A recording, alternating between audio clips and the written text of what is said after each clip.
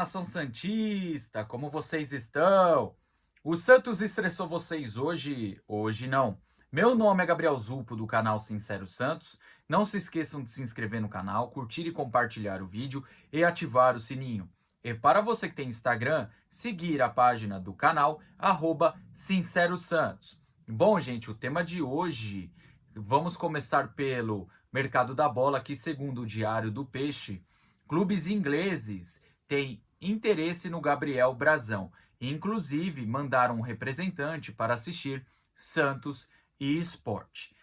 Para começar a falar sobre a questão do Gabriel Brazão, quando está em nível de sondagem e chega ao ponto de mandar um representante, é que esse interesse é forte, mas ao mesmo tempo não tem uma proposta oficial na mesa, beleza? Agora, sobre o goleiro. Gente, eu acho que hoje eu não venderia o Gabriel Brazão, porque você voltaria à estaca zero. Por que voltaria à estaca zero?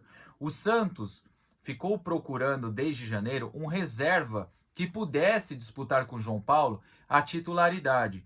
Em 2020, 21 e 22, o João Paulo tinha o John como reserva, que era um goleiro do mesmo nível, então tinha sempre uma boa disputa pela titularidade. Em 2023, quando chega o Vladimir, que até hoje eu não entendi essa indicação do Arzu, essa indicação do Odair Hellmann, né? O que acontece? O João Paulo ele se acomoda na função, cria uma zona de conforto e cai de rendimento. O João Paulo, na minha opinião, é um bom goleiro, ponto. Não o idolatro e nem acho ele frangueiro. Então acho ele um bom goleiro e ponto. Eu acredito que a queda de rendimento do João Paulo vem através de um reserva que não assusta, um reserva que não incomoda. Com isso e essa queda de rendimento, fez com que a diretoria do Santos se mexesse em janeiro atrás de um reserva.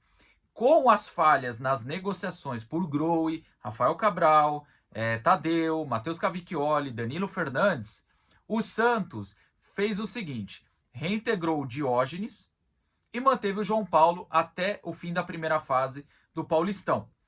No fim da primeira fase do Paulistão, trouxe Gabriel Brazão, que no vídeo até aqui do canal eu falei a seguinte coisa. Gabriel Brazão é uma aposta válida, porque é um valor baixo, é um jogador novo, ok? E tem alguns fundamentos melhores do que o João Paulo, como saída de gol e também a reposição com o pé, porque foi um goleiro que foi formado na Europa. Ele fez boa parte da formação aqui no Brasil, mas ele terminou na Europa. Você pode ver que ele até joga um pouco mais adiantado, porque é um estilo de goleiro europeu. Não estou falando que ele lembra os grandes goleiros da Europa, como Casillas, Buffon e Neuer. Estou falando que o estilo que ele foi treinado, preparado para o profissional, foi o modelo europeu, ok? Então é o seguinte, quando ele chega é uma aposta válida. A minha única preocupação no momento era o quê? O contrato de 3 anos. Porque ou o Santos ganhava na loteria achando um baita goleiro bom e barato, ou o Santos conseguia outro goleiro que ficaria sentado em cima do contrato. E isso me preocupava um pouco. Ele começa a evoluir dentro do Santos. Inclusive, quando ele assume a titularidade pela questão da lesão do João Paulo, a gente fica preocupado, porque o goleiro estava entrando em uma fogueira. Eu defendia que o goleiro tivesse chances no primeiro jogo da Série B, que eu acreditava que seria um jogo um pouco mais tranquilo, sem torcida, em casa, o Paysandu que estava voltando para a Série B, eu acreditava que era um jogo mais tranquilo. Mas enfim, ele acabou entrando em uma fogueira contra o América Mineiro, até faz uma boa partida, só que o que acontece? Na sequência que ele tem como titular, vem junto com uma sequência de derrotas seguidas do Santos. Então, assim, contra o Botafogo de São Paulo, eu acho que o pessoal pegou um pouco pesado em falar que ele falhou nos 2 gols. Para mim, acabou falhando em apenas um. Depois, contra o Novo Horizontino, realmente, eu perdi a linha mesmo. Eu fiquei pé da vida com o Gabriel Brazão e com o treinador de goleiros dele, porque o Gabriel Brazão comete alguns erros técnicos naquela partida que resulta na derrota do Santos. E contra o Operário, eu vejo o pessoal pegando um pouco mais no pé, mais uma vez, nele no gol do Operário, sendo que o erro não foi dele. Ele estava totalmente inseguro na partida contra o Operário, mas ao mesmo tempo eu acho que o erro não foi dele no gol. Só que a partir da partida contra o Goiás, você vê uma grata evolução. Você pode até ver que ele tendo o primeiro ritmo de jogo como profissional, pegando uma sequência, ele começa a mostrar o seu potencial. O Gabriel Brazão tinha feito apenas 13 a 14 partidas como profissional. E a partir do momento que ele joga contra o América, é a primeira sequência dele como titular de uma equipe profissional. E o Gabriel Brazão, a cada partida que passa, ele vai evoluindo, o que é muito bom, o que é legal. Porque ano que vem você já tem o João Paulo, que é bom goleiro, e o Gabriel Brazão, que vem evoluindo, o que é muito bom para o Santos. Eu sempre falo, a gente precisa de dois bons goleiros. Inclusive no momento, hoje eu defendo que o Santos traga um goleiro. Por quê, Gabriel? Porque se acontecer com o Gabriel Brazão o que aconteceu com o João Paulo, joga o Diógenes, que pelo que eu vi na copinha lá de 22 não me agradou, pelo que eu vi no Santos B, aquele Santos Sub-23, não me agradou.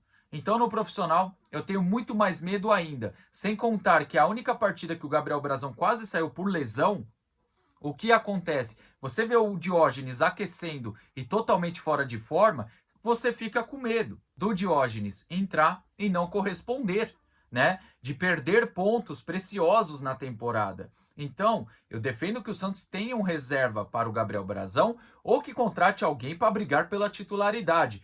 Porque sempre que você tem um reserva à altura para ser titular, a briga, o nível de treino é sempre muito boa. O nível de atuação em jogo, o nível de atuação nos treinos sempre vai ser boa. Então, eu quero muito que o Santos contrate um reserva, mas um reserva que tenha potencial de incomodar o Brazão, para que ele continue evoluindo. Um exemplo disso que eu vou falar para vocês é o próprio João Paulo. Porque em 2020, 21 e 22, o João Paulo fez boas temporadas?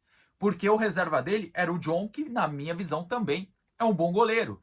A partir do momento que sai John, vem Vladimir, o João Paulo fala: opa, tô tranquilo aqui, zona de conforto criada. E isso faz com que o João Paulo caia de rendimento, ele relaxe, sabe? E esse relaxamento prejudica muito os atletas. Inclusive o João Paulo em 2023 e também em 2024, ele oscila entre boas e más atuações. Não coloco o João Paulo como frangueiro, também não idolatro o João Paulo. Eu acho que são pontos extremos. Eu acho o João Paulo um bom goleiro e ponto. E ponto. Só que o que acontece? Quando você olha para o banco e vê um Vladimir da vida, cara, você relaxa total. Você sabe que atuando o mínimo, você continua sendo titular absoluto, sabe? E até hoje eu queria explicação do Arzu sobre isso. Por que indicou o Vladimir? E por que toda vez que o Diógenes é o reserva imediato, por que o Santos corre atrás de um goleiro? Eu queria entender esses pontos. Eu queria que o Arzu explicasse porque ele é o treinador de goleiro. E porque ele indicou o Vladimir, porque toda a contratação de goleiro tem que passar pelo preparador de goleiro. Inclusive, eu falei isso aqui no canal há um tempo atrás e depois o Globo Esporte confirmou o que eu sempre digo aqui sobre essa questão de contratar goleiros, né? Que o preparador de goleiro sempre participa, né? Mas enfim, eu acho que o Gabriel Brazão vem tendo uma grata evolução, que ele continue no clube, mas assim, se vier uma proposta alta, ainda mais um goleiro novo, eu tenho muito medo que o Santos ceda o goleiro para a Europa. Eu, Gabriel, acredito que o Gabriel Brazão fique, que o Santos queira segurar o Gabriel Brazão, mas se vier algo irrecusável para o atleta ou para o clube, a gente pode voltar a estaca zero e precisar contratar um goleiro um pouco mais tarimbado, né? Um goleiro mais seguro que chegue para assumir o papel de titular. Mas a primeiro momento acredito que o Gabriel Brazão ele fique, tá certo? Bom, passando aqui para o segundo assunto, esse assunto é um pouquinho mais rápido, que é, segundo o Globo Esporte, o Santos renovou o vínculo com a Umbro até 2026. Muitos queriam a troca, inclusive eu, do material esportivo da Umbro. No meu caso, eu queria a troca para ter algo novo, algo diferente. Eu, Gabriel, até preferia algo novo, tipo uma Adidas, outro tipo de marca no lugar da Umbro. Por mais que eu ache que tanta distribuição do material da Umbro deixou a desejar nos últimos anos, também tendo culpa do Santos, né? nessa parte. Digo isso porque, por exemplo, em 2023, o Santos lançou um novo uniforme com o patrocínio Pixbet. Uma semana depois, tirou a Pixbet e colocou a Blazer. Demorou muito tempo para a Santos Store, pelo menos a Santos Store aqui de São Paulo, ali perto do Pacaembu, ter pelo menos um uniforme sequer escrito Blazer.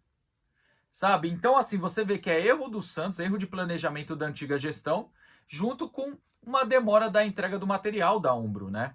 Muita gente vai falar, pô, Gabriel, a Umbro não faz tanta coisa diferente. Eu acho que o primeiro uniforme do Santos sempre tem que ser o padrão, todo branco, e mudar só alguns detalhes da camisa.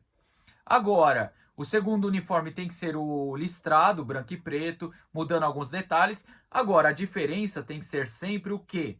O terceiro uniforme. Mas, infelizmente, o Estatuto do Santos já estragou algumas ideias da Umbro. Por exemplo, em 2019 teve a camisa preta, muito legal. Em 2020 teve a camisa azul clara, só que era só o símbolo antigo. Só que o Estatuto do Santos, por idiotice, não quis lançar a camisa azul com o símbolo antigo do Santos. Só vendeu para a torcida e quando colocou para jogo, ficou uma camisa parecida um abadá, sabe? E ficou muito feio para o Santos, né? Então, assim, eu acho que a questão da Umbra, ela faz até os uniformes alternativos, que é o terceiro uniforme, legais, como a do Japão ano passado, a da homenagem à África em 2022 foi muito legal, muito bonita, e também a de 2021, que é um azul escuro. Então, assim, eu acho que a Umbro ela não deixa a desejar na questão de qualidade e também nas ideias do terceiro uniforme, porque na minha concepção, na minha opinião, o primeiro e o segundo uniforme tem que ser branco e o listrado branco e preto. E o terceiro uniforme pode ser algo diferente, ok? Agora, a única coisa que tem que ver é essa questão da distribuição, né?